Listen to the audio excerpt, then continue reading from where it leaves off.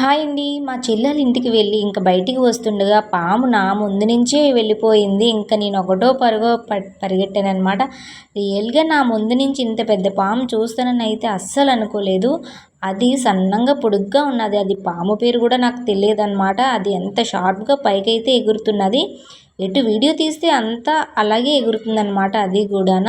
ఇంకేంటంటే ఇంక దగ్గరికి వెళ్తే ఏమైనా పైకి ఎగురుతదా ఏంటా అని అస్సల దగ్గరికి వెళ్ళలేదు. ఇంకా దారిలో నుంచి కొంత దూరంలో మా ఇల్లయితే ఉన్నది.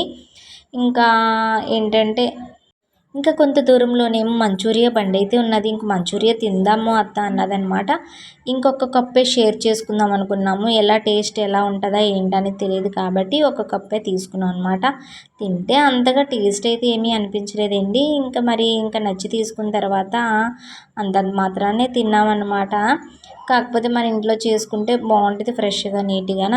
ఈరోజు ఇలా జరిగిందనమాట.